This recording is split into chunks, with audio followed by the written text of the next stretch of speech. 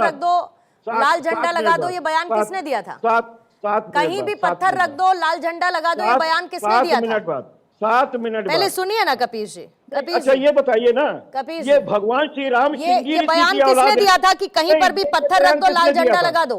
ये भी आप पूछिएगा कि भगवान श्री राम जो हैं वो सिंगी ऋषि की औलाद थे। मैं पूछ ये रही किसने कहा था? मैं पूछ रही व्यक्ति को किसने कैबिनेट, मैं पूछ रही हूँ कि ये किसने कहा था कि माफिया और मठाधीश में कोई खास अंतर नहीं है? माफिया और मठाधीशों में कोई खास अंतर नहीं है, ये किसने कहा था? पूर्णिमा जी इसमें कपीश जी, मैं स्टेटमेंट कोट कर रही हूँ, बस मुझे इतना बता दीजिए कि ये बयान किसने दिया था? हम बता तो रहे हैं। हाँ, बताइए। 302 का मुस्लिम खुद अपने ऊपर से ही 302, 307 की, 153 की एक की धारा उठा लेता है। आप बताओ ना। अब जो मैंने पूछा अब वो बताइए। एक मिनट, अब जो मैंने पूछा वो बताइए।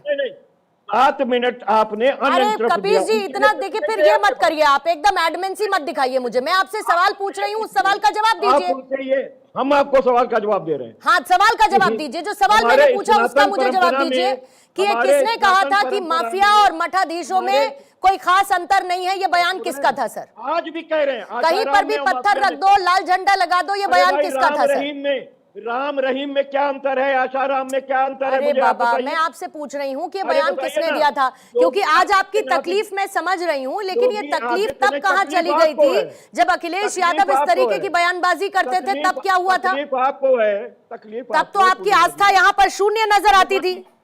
तकलीफ आपको है? नहीं, मैं पूछ रही हूँ आपसे कि तब आपकी तकलीफ कहाँ गई थी जब इस तरीके के बयान आते थे? और आप लोग आज इन पर आरोप लगा रहे, लगाइए, लेकिन मुझे ये बताइए कि ये बयान देने वाला कौन था?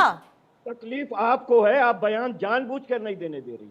अरे मैं आपको खुद बयान बता रही हूँ, मैं आपसे उस पर पूछ रही हूँ। मेरी तकलीफ छोड़ दीजिए साहब, मुझे उत्तर प्रदेश का चुनाव नहीं लड़ना है कपीश जी, मुझे किसी बात की कोई तकलीफ नहीं है।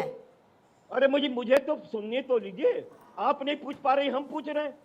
सिंगी ऋषि की औलाद बताने वाले, भगवान श्री राम को मां की गाली देने वाले लोगों का प्रमोशन करके कैबिनेट मिनिस्टर कौन बनाया है? ये भगवान श्री राम को अपमानित करने वालों के साथ कौन खड़ा है? रामचरितमानस जलाने वाला जेल के बाहर कैसे है? आज तक वो जेल में क्यों नहीं गया और चार्जशीट क्यों नहीं आई, गिरफ्तारी क्यों नहीं हुई? ठीक है, राकेश त्रिपाठी जी इसका जवाब देंगे, फिर वरुण पुरोहित जी मैं आपके पास, और बाकी मेहमान अनुराग जी भी हमें ज्वाइन इन कर चुके हैं। ठीक है, जवाब ले लीजिए राकेश जी। माता सीता को टेस्ट ट्यूब बेबी बताने वाले। ओके, जवाब लेंगे, जवाब लेंगे, जवाब लेंगे। सुनिए भाई, दीपोत्सव, राकेश त्रिपाठी जी, दीपोत्सव पर सवाल उठाने वाले आज बीजेपी से कुछ सवाल पूछ रहे हैं। अरे सवाल का बिल्कुल जवाब पूछे, सवाल पूछना चाहिए, लेकिन सवाल पूछने वाला व्यक्ति अगर क्लीन हैंडेड होता है तो निश्चित तौर पर उसके सवालों के जवाब दिए जाने चाहिए। लेकिन सवाल वो पूछ रहे हैं जिन्होंने प्रभु राम के मंदिर के मार्ग में हर प्रकार के रोड़े अटकाने का काम किया, जिन्होंने कार सेवकों, निहत्थे कार सेवकों को गोलियों से भून डालने का अपराध किया, जिन्होंने अब तक प्रभु रामलला का मंदिर बनने के बाद वहां दर्शन करना वाजिब नहीं समझा, सार्वजनिक तौर पर इस बात की स्वीकृति करते रहे कि मैं मंदिर जाता हूं, पूजा नहीं करता हूं। मैं जो इस तरह की सार्वजनिक स्वीकारोक्ति करते रहे हैं वो आज रामचरितमानस के प्रति भाव दिखा रहे हैं। निश्चित तौर पर देखकर अच्छा लग रहा है। मैं जवाब तो ले लीजिए कपीश जी, गोली चलाने के लिए मैं इंतजार कर रहा था भाई। विभूषण किसको दिया? नहीं, अरे कपीश जी जवाब तो ले लीजिए ना। आप बताइए, राम मंदिर ट्रस्ट का अध्यक्ष आपने निपेंद्र मिश्रा को क्यों बनाया? बता देता हूँ, जिसके कहने पे गोली चली। जवाब लीजिएगा। बता देता हूँ। जवाब ले लीजिएगा। अब सवाल पूछा है तो जवाब, आप एक एक सवाल पूछिए, एक एक सवाल का जवाब देंगे। भैया आपने सवाल पूछा पद्म भूषण क्यों दिया, जवाब दे रहा हूं, धैर्यपूर्वक सुन लीजिए। और दोबारा ये बार-बार सवाल आप कई बार पूछ चुके हैं, मैं कई बार जवाब दे चुका हूं, लेकिन बार-बार आपको सवाल पूछने की आदत जाती नहीं। कोई जवाब नहीं। अरे भाई, कपीश श्रीवास्तव समाजवादी पार्टी के प्रवक्ता के तौर पर निश्चित तौर पर जब अपनी भूमिका निभाते हैं तो उनकी आलोचना होती है, लेकिन कपीश श्रीवास्तव एक अधिवक्ता के तौर पर गोरखपुर में दिखाई पड़ते हैं तो एक अच्छे अधिवक्ता दिखाई पड़ते हैं।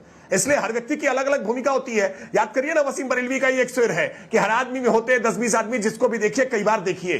तो मुलायम सिंह यादव की भूमिका समाजवादी पार्टी के राष्ट्रीय अध्यक्ष के तौर पर, उत्तर प्रदेश के पूर्व मुख्यमंत्री के तौर पर हिंदुओं के खिलाफ रही है और इस नाते उनकी आलोचना हमेशा होती रहेगी इस बात को लेकर के। लेकिन देश के रक्षा मंत्री के तौर पर उनकी भूमिका अच्छी रही है, हिंदी के उत्थान को लेकर के उनकी भूमिका अच्छी रही है।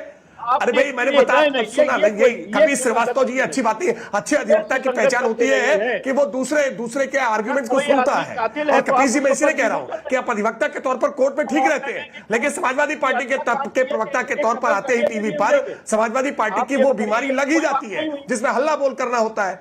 हल्ला बोल की बीमारी समाजवादी पार्टी के नाते है, इस नाते कपिल श्रीवास्तव की आलोचना होगी समाजवादी पार्टी के प्रवक्ता के तौर पर। आपकी मजबूरी क्या है? संजय निषाद को आप अब एक सवाल का जवाब दिया था, दूसरे सवाल का जवाब, चलिए इसका भी जवाब दे देते हैं एक एक। अरे भाई अब चलिए संजय निषाद पे जवाब दे देता हूं। अब आप धैर्यपूर्वक सुनेंगे तब ना।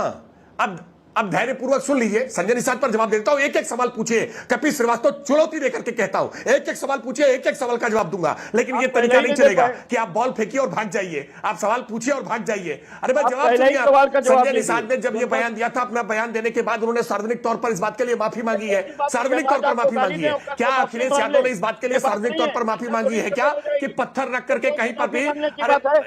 माफी मांगने की बात है, ये तरीका ठीक नहीं होता भाई। आपको अगर किसी बात के बारे में गलत तो सवाल का जवाब ले लीजिए, बीच में कंटिन्यूअस बोलते रहेंगे तो आपको वही आएगा जैसा आपने कहा कि मुझे तो पहले का ही जवाब नहीं मिला क्योंकि आप सुन ही नहीं पा रहे, आप लगातार बोले जा रहे हैं। तो कपिल जी जवाब लीजिए ना, फिर बाकी मेहमानों के पास भी जाना है। कपिल जी बाकी मेहमानों के पास भी जाना है, जवाब ले लीजिए, जवाब ले लीजिए प्लीज, बोलिए राकेश जी जल्दी से। कपिल जी अब रुकेंगे प्लीज थोड़ी देर, कपिल जी रुकेंगे थोड़ा सा प्लीज, बोलिएगा राकेश। देखिए कपिल श्रीवास्तव जी का संकट क्या है। कपिल श्रीवास्तव जी को पार्टी में इस बात के लिए बाकायदा ट्रेंड किया जाता है कि जाकर के डिबेट्स में सवाल पर सवाल लगातार पूछो और जैसे ही जवाब आने की कोशिश करो दूसरे सवाल डाल करके जवाब आने मत दो। ये जानते हैं इस बात के जवाब। ये जितने सवाल इन्होंने पूछे हैं आपके साथ ही पूर्णिमा जी चर्चा में इन्होंने पहले भी कई बार ये सवाल पूछे हैं और इन सवालों के जवाब बाकायदा विस्तार से हमने दिए हैं। ये जानते हैं, लेकिन जानबूझ करके लोगों को भ्रमित करने की चेष्टा कर रहे हैं क्योंकि अखिलेश यादव जी के इस स्टैंड से ये सब खुद परेशान हो जाते हैं। कपिल जी बेसिकली इनके अंदर तो हिंदुत्व भाव है, लेकिन समाजवादी पार्टी के नेता के तौर पर मुश्किल होता है। नहीं अखिलेश जी के रोज पल प्रतिपल बदलते रुख को एक्सप्लेन करना सपा प्रवक्ताओं के लिए बहुत मुश्किल होता है। भाई एक दिन जालीदार टोपी लगाना है, अगले दिन तिलक लगाना है। अब ये रोज भूमिका बदलनी है, मुश्किल होता है ना भाई। जितनी देर में मेकअप आर्टिस्ट मेकअप उतारता है उससे ज्यादा जल्दी से तो अखिलेश जी अपना मेकअप बदल देते हैं और मुंह से निकली हुई बोली कभी वापस नहीं होती। ये बिल्कुल वैसी ही बात है कपिल जी, आप कह रहे हैं मुझे इसका जवाब नहीं मिला, मुझे उसका जवाब नहीं मिला। ठीक वैसे ही जब मैंने आपको अखिलेश यादव के 4 से बयान कोट करे 5 तक और आपको वो भी नहीं सुनाई पड़ा, ये बिल्कुल ठीक उसी तरीके से है। तो हमको जो पसंद वही बात करेंगे वाली बात नहीं हो सकती कपिल जी, हमको जो पसंद हम वही बात करेंगे वाली बात नहीं हो सकती। आपने सवाल पूछा, उन्होंने जवाब दिया, मैंने आपसे अखिलेश यादव के बयान कोट किए, आपने उनको इग्नोर कर दिया। आप मुझे भी सुनना जरूरी नहीं समझते तो सिर्फ अकेले आप ही बोलने के लिए आए कपिल जी, ऐसा नहीं है ना। With due respect, sir. With due respect, let me do my job. Let him answer if you have raised the question and hear him out. बात खत्म। वरुण जी आपके पास आती हूँ। वरुण जी, राहुल गांधी आज तिलक लगाकर मंदिर जाते हैं, बीजेपी आपको बताती है कांग्रेस को चुनावी हिंदू। अब जिस तरीके की तस्वीरें नजर आ रही हैं, आपको भी लगता है कि बहुत जरूरी है वरना समस्या हो जाएगी? पूर्णिमा जी, समस्या तो ये मोदी सेंट्रिक बीजेपी हो गई 12 साल में भारत के लिए। महंगाई, बेरोजगारी, लड़कियों के अपराध, बच्चे मोबाइल के गुलाम हो गए। सोशल प्रॉब्लम्स पे डिस्कशन नहीं करना। पहले से 8 महीने पहले से अभी तक रोहिंग्या यार पता नहीं क्या क्या तबलीगी समाज क्या क्या तमाशे लाएंगे यूपी चुनाव से पहले 5 राज्यों के चुनाव में। राहुल गांधी ये सोशल प्रॉब्लम उसकी भी कर लो, मुझे तो समझ। वरुण जी हाँ बोलिएगा। अब आप बोलने नहीं दे रहे हो, कैसे काम चलेगा? बोलिए, मैंने राहुल गांधी पर सवाल पूछा सर, राहुल गांधी पर बात करिए ना। तो आपने भाजपा का भी नाम लिया था, भाजपा पर भी तो जवाब देना पड़ेगा, नहीं देना पड़ेगा? तो राहुल गांधी पर तो पहले दे लीजिए।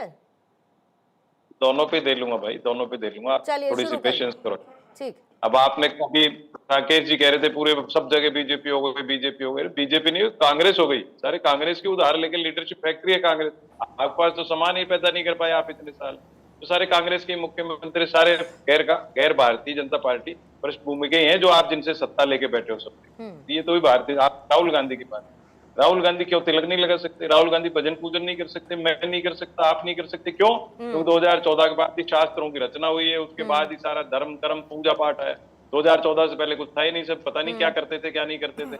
अब डेवलपमेंट जो संस्कृतिक परंपरा का सबका डेवलपमेंट 2014 से हुआ है। 2014 इस प्रकार से धर्म और आस्था को बेच रहे हैं, व्यापारिक कर दिया हर चीज का। धर्म को आस्था को टूरिज्म कर दिया, तपस्या हटा दी हर चीज की। वो सारा व्यापार, सारी कंपनी जो पूंजीवादी व्यवस्था है, सब ले जाके धार्मिक स्थलों पर बैठा है। सब वहां से रेवेन्यू आ रहा है, वहां से रेवेन्यू आ रहा है। उत्तर प्रदेश से सबसे ज्यादा दारू का, शराब का रेवेन्यू आता है, उस पर आप तालियां पीटते हो, हमने सबसे ज्यादा रेवेन्यू ले लिया। ये धर्म है, ये आस्था है। ये चीज जो प्रोपोगंडा ये कर रहे हैं, देश की जनता को, फ्यूचर जनरेशंस को इतना खराब कर रहे हैं प्रतिमा जी। आने वाला समय इनको याद करेगा, कैसे याद होगा मैं तो पता नहीं रहूंगा कि नहीं, लेकिन आपको आने वाली जनरेशन देखेगा ठीक इनको है। किस प्रकार से याद करेगी। Party with